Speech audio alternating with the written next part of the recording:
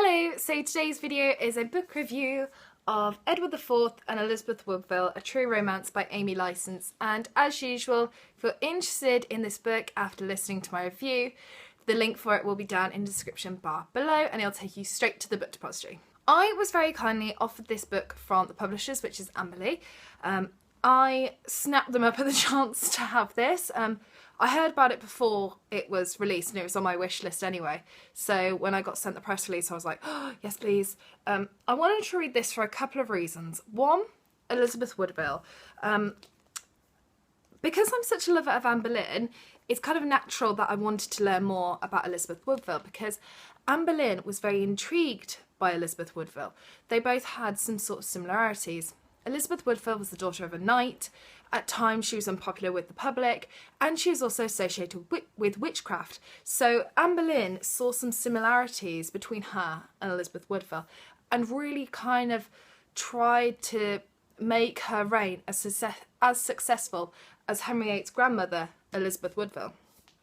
I also wanted to read it for Edward IV because I was watching a documentary, I think it was on Channel 5, and I think it was called Britain's Bloodiest Crown. It was with Dan Snow, and there was one episode that he did, and it was on Edward IV, and my eyes were glued to the TV, and I'm not really the biggest TV person anyway, but I absolutely loved it. I thought it was fascinating, and I wanted to learn more. So when I saw this book, it went straight onto my wish list, and as soon as I received it, I started reading it straight away.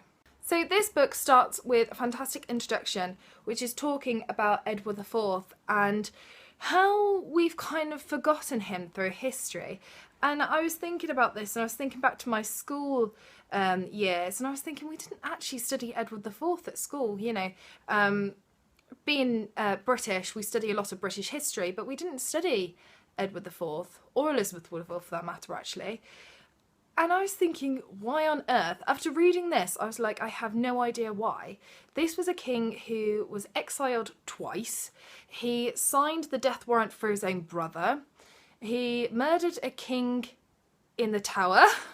You know, to name a few, you know, he's got quite a reign behind him.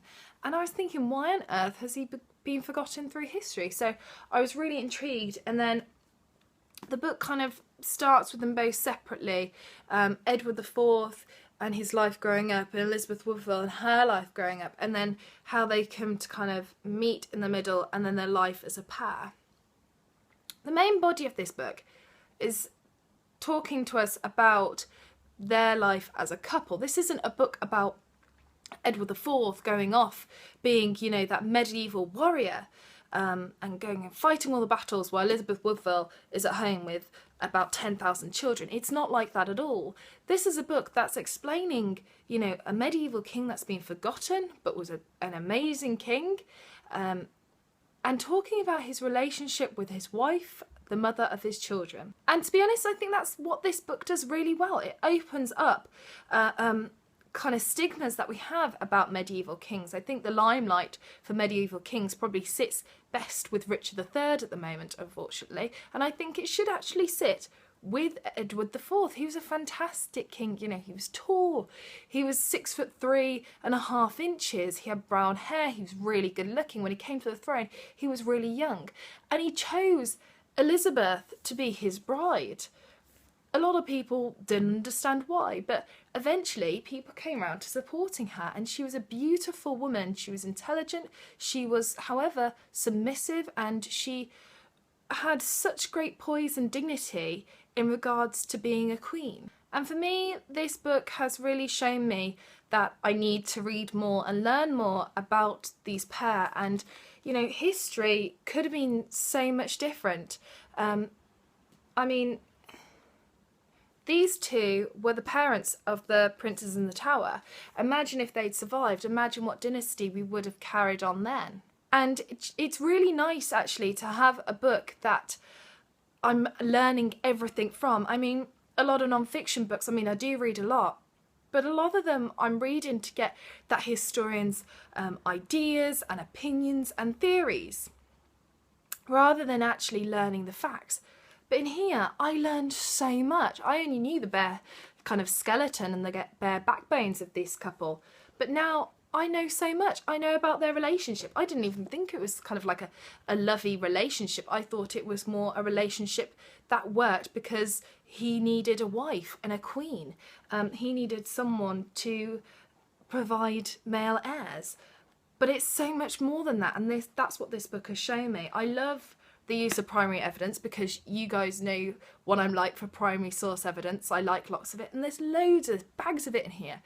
As well as what I really like is the nitty-gritty things, and how Amy Licence writes, it actually reminds me of one of my lecturers that I had at university. I had a lecturer, and he used to kind of lay out really minute little details such as what the weather was doing and things like that, and that reminds me of Amy Licence because she does the same. She does the weather as well if it's outside, but she does little things from the Treasury about how much his gown cost that day or something like that, or how much he spent on a present for Elizabeth, you know, something minute and petty, but actually it's really interesting and it tells us quite a lot. I think we think of you know, the first kind of Tudor royal family to go kind of all out and look like a proper royal family is probably the Tudors because they look really grand and lavish. But actually, it's Edward IV and Elizabeth Woodville. I mean, she was a bit more plain and subdued, but he went to town because he wanted to get away from what his kind of rival for the throne, Henry VI, who was still knocking about, what he looked like, because he was a bit plain and dowdy, whereas Edward IV was like, yeah, let's go for it.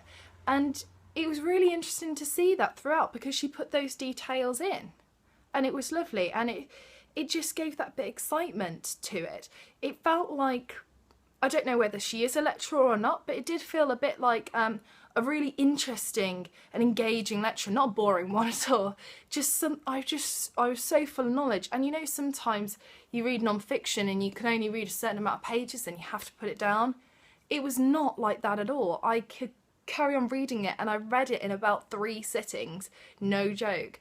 I thought it was absolutely fantastic, and I'm now going to go and find out more about these amazing couple because they're fantastic. So I can't recommend it enough. Edward IV and Elizabeth Woodville. It was a really good read, and I'm definitely going to read more of Amy Licence's work and definitely read more about medieval kings of England. So that's my review of Edward IV and Elizabeth Woodville, A True Romance by Amy Licence.